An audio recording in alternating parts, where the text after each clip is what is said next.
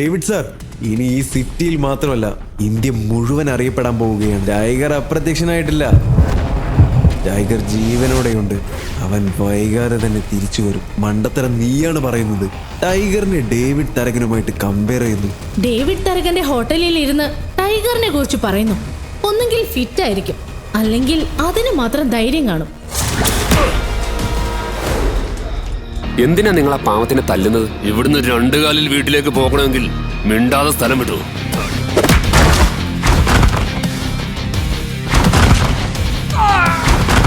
നിമിഷങ്ങൾക്കകം അഭിനവ് അവിടുത്തെ അന്തരീക്ഷവും സമയവും മാറ്റിമറിച്ചു. മരണത്തെ കൺമുന്നിൽ കണ്ടു നിന്നിരുന്ന ജോണി എന്നു പേരുള്ള ആ പയ്യൻ അഭിനവിന്റെ ഈ രൂപം കണ്ട് ഞെട്ടിപ്പോയിരുന്നു. അവനെ സംബന്ധിച്ച് അഭിനവ് ദൈവത്തിന് തുല്യനായിരുന്നു. അപ്പോൾ അവനെ രക്ഷിച്ച് അവിടെ നിന്നും കൊണ്ടുപോകാൻ തുടങ്ങിയപ്പോൾ ജോണി ചോദിച്ചു, ചേട്ടാ, നിങ്ങൾ ആരാ? ഞാൻ ടൈഗർ. നീ നിന്നെ കുറിച്ചൊന്നും പറയില്ലെന്ന് ഡിസൈഡ് ചെയ്ത് കഴിഞ്ഞല്ലേ? എന്തിനെ കുറിച്ചാ? അഭിനവിന് മനസ്സിലായി റോഷ്നിയുടെ ഉള്ളിൽ ഈ സംശയങ്ങൾ കറങ്ങുന്നത് എന്തുകൊണ്ടാണെന്ന്.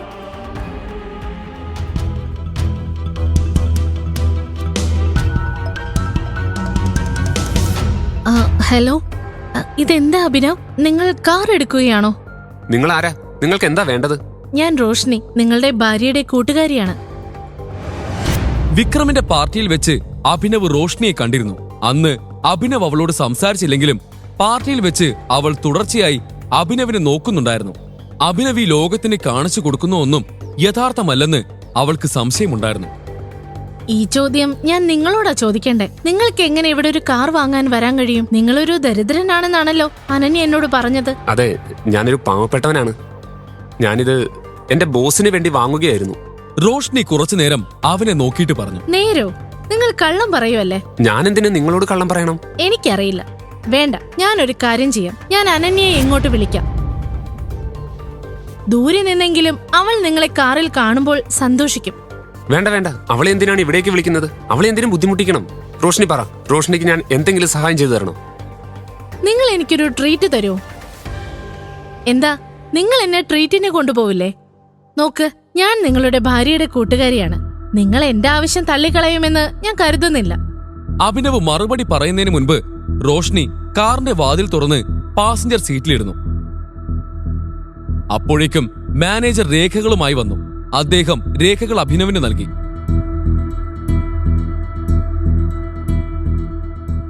അഭിനവും ഡ്രൈവിംഗ് സീറ്റിലിരുന്നു. റോഷ്നി ഒരു സമ്പന്ന കുടുംബത്തിൽ നിന്നാണ് വരുന്നതെന്ന് അവൻ അറിയാമായിരുന്നു. ഈ സാഹചര്യത്തിൽ അവൻ അവളെ വിക്രമിന്റെ ഹോട്ടലിലേക്കാണ് കൊണ്ടുപോയത്. വഴിയിലുടനീളം ചഹദ് അഭിനവിനെ തന്നെ നോക്കിക്കൊണ്ടിരുന്നു. അവൾക്ക് തന്നിൽ നിന്ന് എന്താണ് വേണ്ടതെന്ന് അഭിനവിന് മനസ്സിലാക്കാൻ കഴിഞ്ഞില്ല. വിക്രമിന്റെ ഹോട്ടലിന്റെ താഴെ അഭിനവിന്റെ കാർ പാർക്ക് ചെയ്തു. ബിസിനസ്സിൽ ഈ വിക്രം ആരെ അനുസരിക്കില്ല, മനസ്സിലായോ? ശരി, ഞാൻ നിങ്ങളെ പിന്നെ വിളിക്കാം tiger.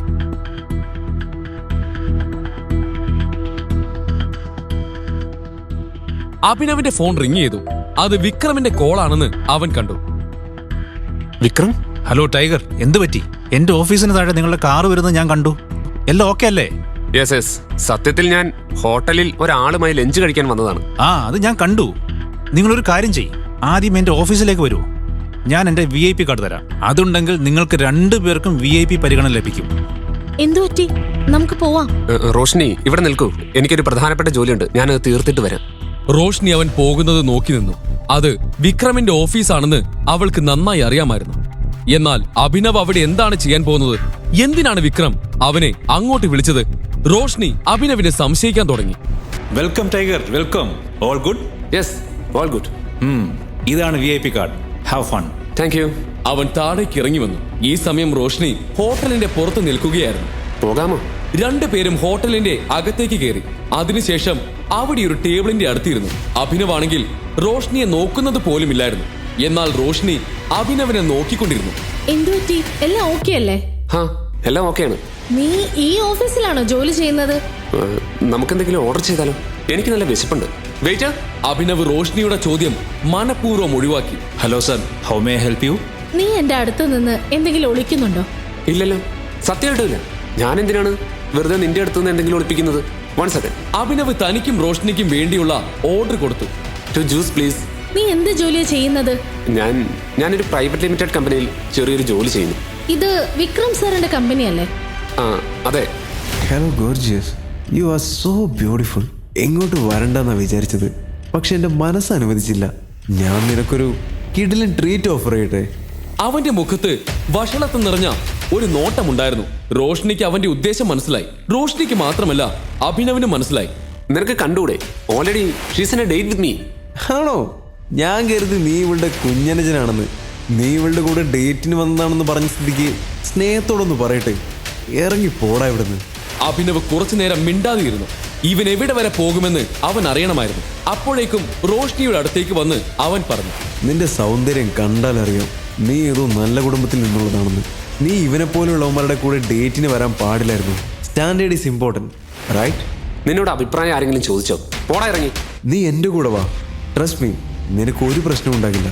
I would say you don't deserve such a down market boys. ജനിച്ച ഉടനെ ഉപേക്ഷിച്ച അലവലാതി. അഭിനവിന് ഇത് കേട്ടപ്പോൾ സഹിക്കാനായില്ല. അവൻ എല്ലാ അതിരുകളും ലംഘിച്ചിരുന്നു. എന്താ നീ പറഞ്ഞത്? എന്തൊക്കെ പറഞ്ഞതിന് അവൻ ശരിക്കും വാങ്ങിച്ചു. അഭിനവ് മറ്റെന്തും സഹിക്കും, പക്ഷേ അച്ഛനെ കുറിച്ച് മോശമായ ഒരു വാക്ക് പോലും സഹിക്കില്ല. നീ എന്താ പറഞ്ഞത്? ജനിപ്പിച്ച ഉടൻ അച്ഛൻ ഉപേക്ഷിച്ചവനല്ലേ? നിന്റെ അച്ഛൻ എന്താണ് നിന്നെ പഠിപ്പിച്ചത്? എടാ നീ. അവൻ അഭിനവിനെ എന്തൊക്കെയോ ചെയ്യണമെന്നുണ്ടായിരുന്നുവെങ്കിലും അവന്റെ വായിൽ നിന്നും ഒരക്ഷരം പുറത്തു വന്നില്ല. അവന്റെ മുഖത്ത് പേടി നിറഞ്ഞിരുന്നു. എന്താ ഇവിടെ നടക്കുന്നേ? ഇതൊരു റെപ്യൂട്ടഡ് ഹോട്ടലാണ്, മീൻചന്തയല്ല. മാനേജർ, ഇങ്ങനെയുള്ളവന്മാരൊക്കെയാണോ ഈ ഹോട്ടലിൽ കയറി ഇറങ്ങുന്നത്? അവനെ കുറിച്ച് അധികം അടിച്ചതായിട്ട് അഭിനവിനും തോന്നി. കണ്ടില്ല എന്നെ അടിച്ചത്? മൂക്കും മുഖവും എല്ലാം ഇടിച്ചില്ലാതാക്കി. മാനേജർ ആദ്യം അവനെ നോക്കി, അത് കഴിഞ്ഞ് അഭിനവിനെ നോക്കി. അഭിനവ് എന്തെങ്കിലും പറയുന്നതിന് മുൻപ് മാനേജർ തന്നെ പറഞ്ഞു, ഞങ്ങളുടെ VIP കസ്റ്റമറിനെ ഉപദ്രവിക്കാൻ നിനക്ക് എങ്ങനെ ധൈര്യം വന്നു? ഇവൻ ഞങ്ങളെയാണ് ശല്യം ചെയ്തുകൊണ്ടിരുന്നത്. ഇവന്റെ അടുത്ത് എത്ര തവണ വേണ്ട എന്ന് പറഞ്ഞു എന്നറിയാമോ? എന്നിട്ട് അവൻ പിന്മാറിയില്ല. അപ്പൊ പിന്നെ ഇതിന്റെ കൂടെ എന്റെ അച്ഛനെ പറ്റി മോശമായ കാര്യങ്ങളാണ് പറഞ്ഞത്. ഈ കേട്ടത് ശരിയാണോ? കള്ളം, പച്ച കള്ളം.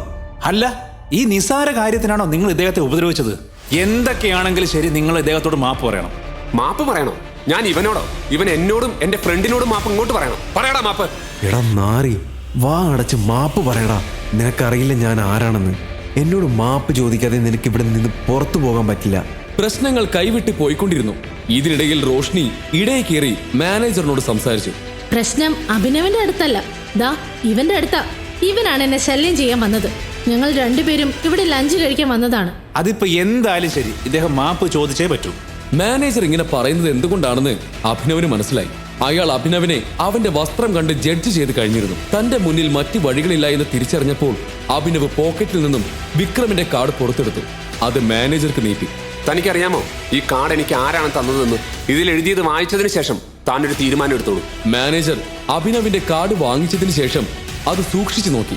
കാർഡിൽ എഴുതിയിരിക്കുന്ന പേര് കണ്ടതും അയാളുടെ കണ്ണുകൾ തള്ളിപ്പോയി. അഭിനവിന്റെ കയ്യിൽ വിക്രമിന്റെ കാർഡ് ഉണ്ടെങ്കിൽ അതിനർത്ഥം വിക്രമും അഭിനവും പരിചയക്കാരാണെന്നാണ്.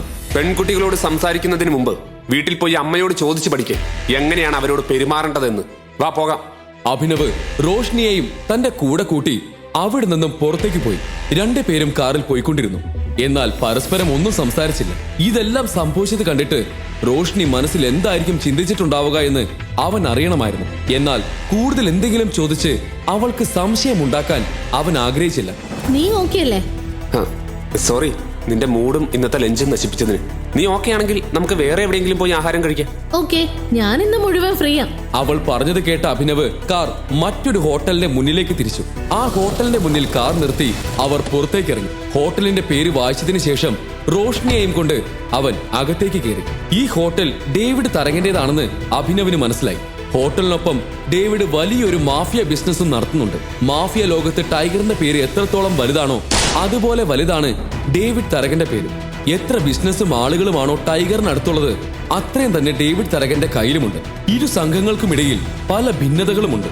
ഇന്ന് ഡേവിഡിനെ കാണേണ്ടി വരുമോ എന്ന സംശയം അഭിനവിന്റെ മനസ്സിലുണ്ടായിരുന്നു. അപ്പോ എന്റെ അടുത്ത് നീ നിന്നെ കുറിച്ചൊന്നും പറയില്ലെന്ന് ഡിസൈഡ് ചെയ്ത് കഴിഞ്ഞല്ലേ? എന്തിനെ കുറിച്ചാണ്? അഭിനവിന് മനസ്സിലായി റോഷ്നിയുടെ ഉള്ളിൽ ഈ സംശയങ്ങൾ കറങ്ങുന്നത് എന്തുകൊണ്ടാണെന്ന്. എന്തുവാടോ ഒളിപ്പിച്ചു വെക്കാൻ ഇതിന് മാത്രം എന്ത് രഹസ്യം ഉള്ളത്? അല്ല, നിനക്ക് എന്താ അറിയേണ്ടത്?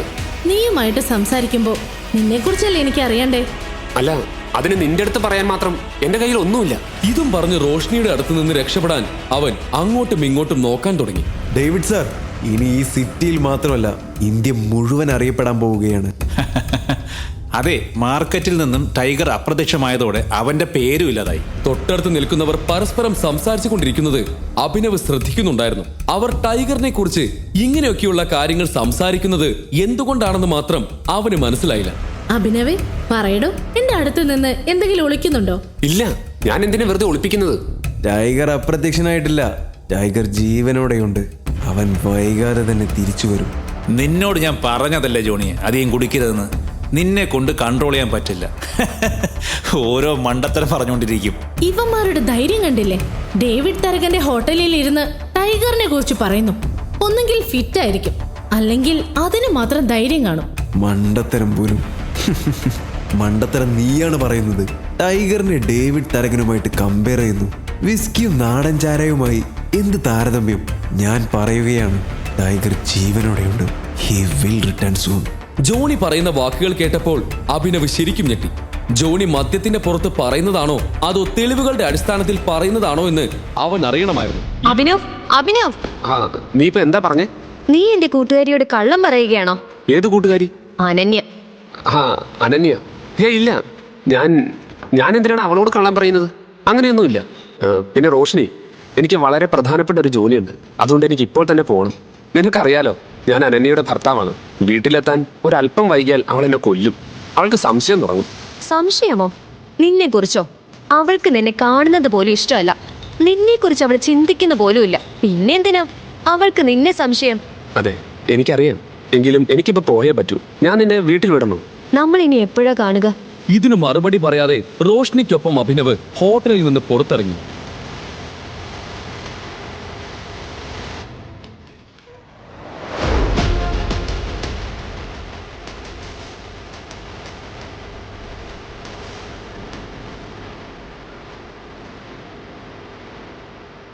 അവിടെ നിക്കടാ. എവിടേക്കാ നീ കയറി പോകുന്നേ? പുറത്തു പോ. അപ്പോഴാണ് ദേവൻ അവിടേക്ക് വന്നത്. അവൻ അഭിയെ നോക്കി ഒരു പരിഹാസ ചിരിയോടെ പറഞ്ഞു, ഓഹോ, ആരാ വന്നിരിക്കുന്നതെന്ന് നോക്കിയേ. എന്ത് ധൈര്യത്തിലാണ് നീ ഇവിടേക്ക് വന്നത്? സെക്യൂരിറ്റി, ഈ ദരിദ്രവാസിയെ ഒരു കാരണവശാലും അകത്തേക്ക് കടത്തിവിടരുത്. വിക്രം സാറിനെ ശല്യം ചെയ്യാൻ വേണ്ടി മാത്രമാണ് ഇവൻ ഇവിടേക്ക് വന്നത്. എടാ, ഞാൻ നിനക്കൊരു അഡ്വൈസ് തരാം. നീ ഒരു ദരിദ്രവാസിയാണെന്ന കാര്യം ആദ്യം നീ അക്സെപ്റ്റ് ചെയ്യണം. എന്നിട്ട് അതനുസരിച്ച് ജീവിക്കാൻ പഠിക്കണം. ദേവന്റെ സംസാരം കേട്ട് അഭിനവിന് ദേഷ്യം വന്നു. ദേവന്റെ മോശം പെരുമാറ്റം അവനെ മടുപ്പിച്ചിട്ടുണ്ടായിരുന്നു. അഭിക്ക് വേണമെങ്കിൽ ദേവന് മറുപടി കൊടുക്കാമായിരുന്നു. പക്ഷെ തന്റെ ഫോൺ എടുക്കുന്നതാണ് നല്ലതെന്ന് അവൻ കരുതി. അവൻ വിക്രമിനെ വിളിക്കാൻ പോവുകയായിരുന്നു. എന്നാൽ വിക്രമിനെ വിളിക്കുന്നതിന് മുൻപ്, ഇവിടെ എന്താ നടക്കുന്നേ? അഭി എന്റെ കൂടെ വന്നതാ. You wanna say something? ദേവനിപ്പോ പോ. അഭി എന്റെ കൂടെ വരൂ. ദേവൻ ഒരു നിമിഷം അപമാനിതനായ പോലെ തോന്നി. അന്ന് പാർട്ടിയിൽ വെച്ചും പിന്നെ ഇപ്പോഴും ദേവൻ അഭിയുടെ മുന്നിൽ തോൽക്കേണ്ട അവസ്ഥ വന്നു. ഞാൻ ഇവിടെ വരുന്ന കാര്യം നിങ്ങൾ വിക്രമിനോട് പറഞ്ഞിരുന്നോ? ഇത് കേട്ട ഉടനെ ജെനിയുടെ കാതുകൾ കൂർത്തു. ജോലിക്ക് വേണ്ടി വന്ന അഭിനവിനെ പോലെ ഒരാൾ. എനിക്ക് നിങ്ങളുടെ കുറച്ച് വിവരങ്ങൾ ആവശ്യമുണ്ട്. നിങ്ങളുടെ ഓഫീസ് നാളെ മുതൽ ആരംഭിക്കും. Perfect, thank you. എന്നാൽ ലീഡർ വരുന്നതിന് മുൻപ് അവൻ അത്തരത്തിലുള്ള ഒന്നും ചെയ്യാൻ കഴിയില്ലായിരുന്നു. ഈ സാഹചര്യത്തിൽ അനന്യയുടെയും അവളുടെ മാതാപിതാക്കളുടെയും മുന്നിൽ തന്റെ കഴിവ് തെളിയിക്കാൻ വേണ്ടിയാണ് അവൻ മാനേജർ പോസ്റ്റ് ആവശ്യപ്പെട്ടത്. എന്നാൽ അഭിനവ് അവിടെ എന്തെടുക്കാൻ വന്നതാണെന്ന് ദേവൻ ഇപ്പോഴും മനസ്സിലായിരുന്നില്ല. നാളെ മുതൽ ജോലിക്ക് പോവാൻ പുതിയ വസ്ത്രങ്ങൾ വേണ്ടിവരുമെന്ന് അഭിനവിന് തോന്നി. വസ്ത്രങ്ങൾക്കൊപ്പം അവന്റെ ഫോൺ മാറ്റേണ്ടതും ആവശ്യമായിരുന്നു. വിക്രമിന്റെ ചെക്ക് അവന്റെ പോക്കറ്റിൽ ഉണ്ടായിരുന്നു. അനന്യയുടെ മാതാപിതാക്കൾ വന്നതുകൊണ്ട് അവരെയും ശ്രീരാഗിനെയും കാണിക്കാൻ അവരുടെ വീട്ടിൽ താമസിക്കുകയും ജോലിക്കാരുടെ മുറിയിൽ ഉറങ്ങുകയും ചെയ്യേണ്ടി വരുമെന്ന് അഭിനവിന് അറിയാമായിരുന്നു. പക്ഷേ അവൻ അത്ര എളുപ്പം കീഴടങ്ങാൻ പോവുകയായിരുന്നില്ല. താനാണ് ലോകത്തിലെ ഏറ്റവും നല്ല മരുമകനെന്ന് അവൻ തെളിയിക്കാൻ പോവുകയായിരുന്നു. ചെക്കിൽ നിന്ന് പണം പിൻവലിക്കാൻ അഭിനവ് ബാങ്കിലേക്ക് പോയി. എനിക്ക് ആ ചെക്കിൽ നിന്ന് പണം പിൻവലിക്കണം.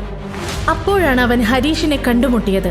അഭിനവിന്റെ ദാരിദ്ര്യത്തെ കളിയാക്കിയിരുന്നവരിൽ ഒരാളായിരുന്നു പ്രണവ്. അല്ല, ഇതാരീ വന്നിരിക്കുന്നേ? ഹരീഷ് ഒരു ബാങ്കറായിരുന്നു. അവൻ കോടീശ്വരനല്ലായിരുന്നെങ്കിലും അവന് ധാരാളം സമ്പത്തുണ്ടായിരുന്നു. ഡെലിവറി ജോലികൾക്കായി അഭിനവ് ഈ ബാങ്കിൽ പലപ്പോഴും വരുമായിരുന്നതുകൊണ്ട് അഭിയെ അവനറിയാമായിരുന്നു. അഭിനവിനേക്കാൾ ഏറെ മുന്നിലായിരുന്നില്ല ഹരീഷെങ്കിലും അവനും അഭിനവും തമ്മിൽ ഒരൊറ്റ വ്യത്യാസം മാത്രമേ ഉണ്ടായിരുന്നുള്ളൂ, പണത്തിന്റെ. ചെക്കോ? നിനക്കറിയാമോ, ഈ ബാങ്കിൽ വലിയ തുക മാത്രമേ ചെക്കിലൂടെ പിൻവലിക്കാൻ കഴിയൂ. എനിക്ക് പിൻവലിക്കാനുള്ള പണം വളരെ വലുതാണ്. അതുകൊണ്ടാണ് ഞാൻ ഇവിടെ വന്നത്.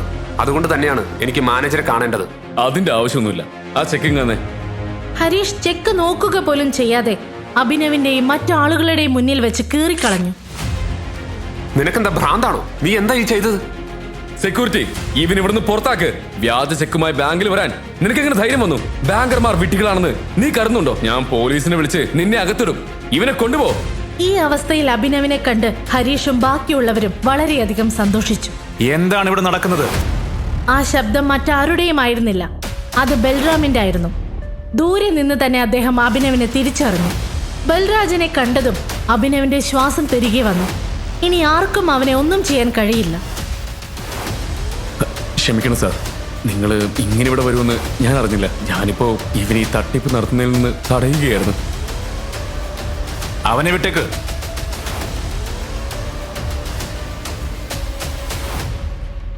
അഭിനവ് നിശബ്ദമായി ബൽരാജിനെ പിന്തുടർന്നു. എന്നാൽ ബൽറാം എന്തിനാണ് അഭിനവിനെ കൂടെ കൊണ്ടുപോകുന്നതെന്ന് ഹരീഷിനും മറ്റുള്ളവർക്കും മനസ്സിലാക്കാൻ കഴിഞ്ഞില്ല. ഹരീഷും അവരെ പിന്തുടരാൻ തുടങ്ങിയപ്പോൾ ബൽറാം പറഞ്ഞു, ഞാൻ നിന്നോട് എന്റെ കൂടെ വരാൻ പറഞ്ഞോ? ഇല്ല സാർ. ബൽറാം അവനെ നോക്കിയപ്പോൾ ഹരീഷിന്റെ കാലുകൾ നിശ്ചലമായി. ബൽറാമിന്റെ പെരുമാറ്റം കണ്ട് അഭിനവ് ഭയന്നു. ബൽറാം അവിടെയുള്ള ആളുകൾക്ക് അഭിനവിന്റെ ഐഡന്റിറ്റിയെ കുറിച്ച് സംശയം തോന്നിക്കുന്ന ഒന്നും ചെയ്യില്ലെന്ന് അവൻ പ്രത്യാശിച്ചു.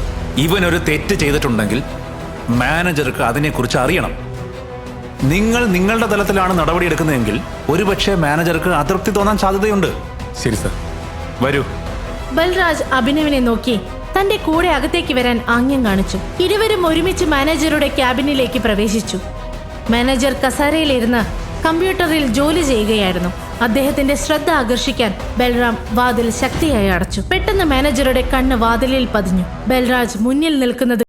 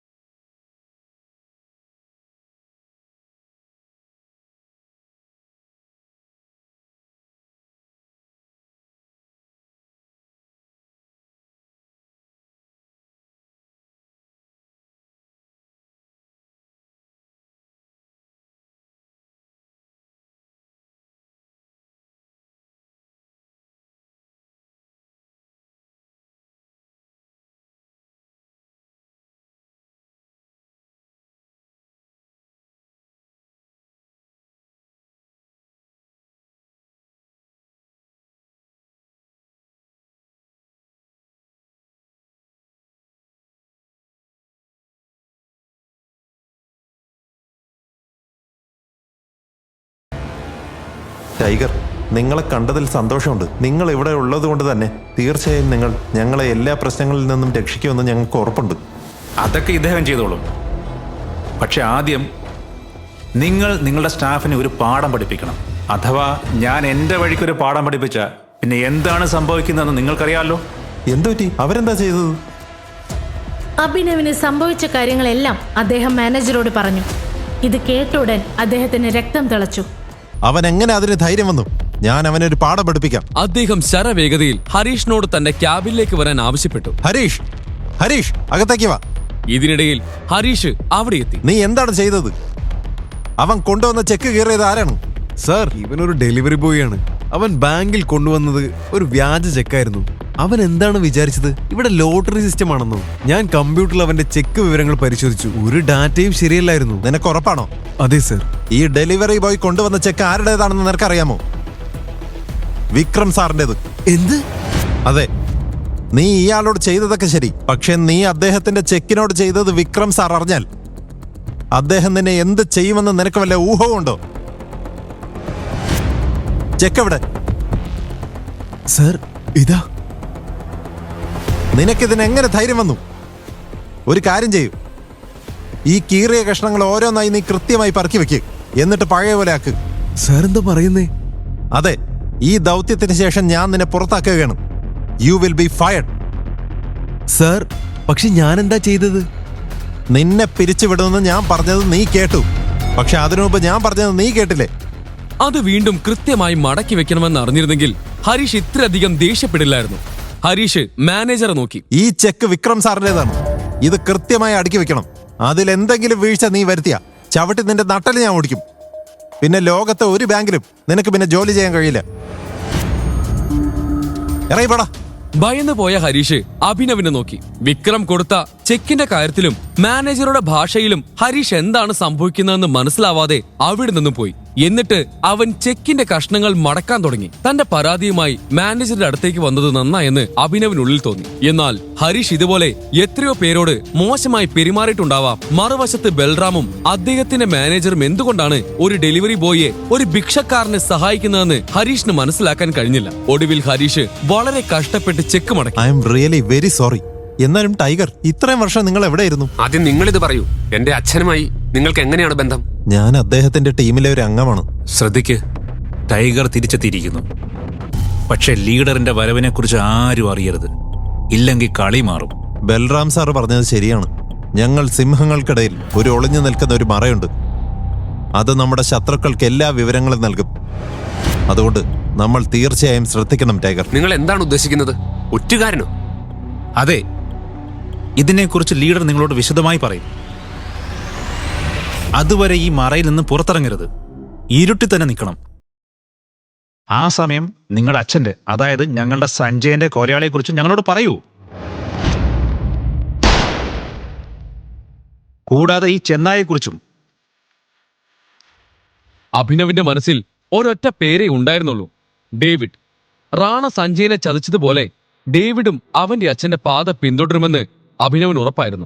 റാണയെ സ്വന്തമായി കരുതിയ ഈ ആളുകളെക്കുറിച്ച് അവന് മനസ്സിലാക്കാൻ കഴിയുന്നില്ലായിരുന്നു. ഈ കൂട്ടത്തിൽ ഇനി ആരെയാണ് കാണാനുള്ളത്? നിന്റെ മുന്നിലുള്ള ഈ മാനേജറെയും കണ്ടു, നീ എന്നെയും വിക്രമനെയും കണ്ടു. അമർ, സുൽത്താൻ, അലീന, ഇവരാണ് ബാക്കിയുള്ള 3 പേർ. അലീന? ഞങ്ങളുടെ ഗ്രൂപ്പിൽ ഒരു പെൺകുട്ടിയുണ്ടോ? അതെ, ഇതിനു മുമ്പ് അവളുടെ അമ്മായിയായിരുന്നു ഈ സ്ഥാനത്ത്. 1 വർഷം മുമ്പ് അവർ മരിച്ചു. അതുകൊണ്ട് അലീന അവരുടെ സ്ഥാനം ഏറ്റെടുത്തു. അവൾ വെറുമൊരു പെൺകുട്ടിയല്ല, അവൾ തീയാണ്, ജ്വലിക്കുന്ന തീ. അവളൊരു കൊടുങ്കാറ്റാണ്. അലീനെ പോലൊരു പെൺകുട്ടിയെ ഞാൻ എൻ്റെ ജീവിതത്തിൽ കണ്ടിട്ടില്ല. രൂപം, ബുദ്ധി, ആറ്റിറ്റ്യൂഡ്, ഇവയെല്ലാം അവൾക്കുണ്ട്. എനിക്കൊന്നും മനസ്സിലാവുന്നില്ല. അവൾ വാശിക്കാരിയാണ്. എന്റെ വാശിയേക്കാൾ കുറവാണ് അവളുടെ വാശിയെന്ന് തോന്നുന്നു. ഞങ്ങളുടെ ഗ്രൂപ്പിലെ ഒരേ ഒരു പെൺകുട്ടിയാണ് അവൾ എന്ന് പറയാം. പക്ഷേ അവളെ പറഞ്ഞു മനസ്സിലാക്കാൻ ഞങ്ങൾക്കാർക്കും കഴിയില്ല. ഇത് കേട്ട ഉടൻ എവിടേക്കാണ് ബൽറാം സംസാരിച്ചു വരുന്നതെന്ന് അഭിനവിന് മനസ്സിലായി. താനാണ് ടൈഗർ എന്ന് അലീനയെ ബോധ്യപ്പെടുത്തുക, അത് അഭിനവിന് ബുദ്ധിമുട്ടുള്ള കാര്യമായിരിക്കും. എന്നിട്ടും ഈ വെല്ലുവിളി ഏറ്റെടുക്കുന്നത് അഭിനവ് ആസ്വദിക്കുകയായിരുന്നു.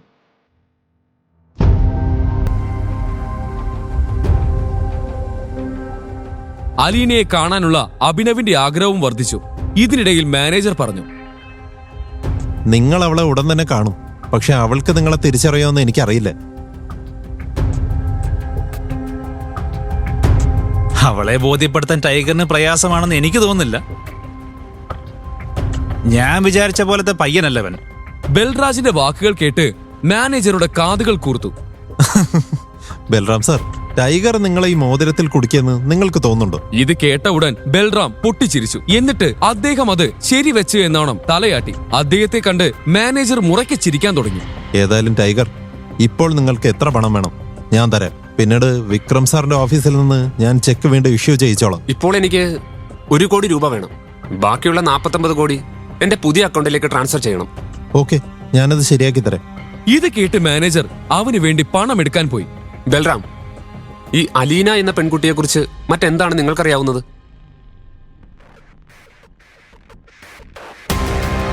എനിക്കെല്ലാം അറിയാം, പക്ഷെ നിങ്ങൾ ഉദ്ദേശിക്കുന്ന പോലെയൊന്നുമല്ല.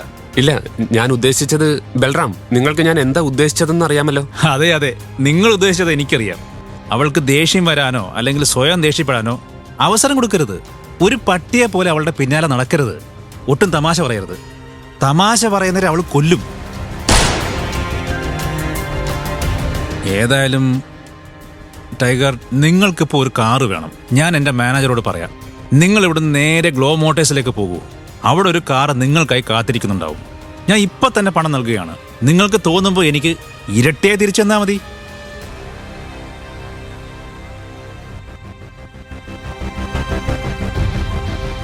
Thank you. ഈ കഥയുടെ ബാക്കി അറിയാൻ download pocket FM app. Link in description.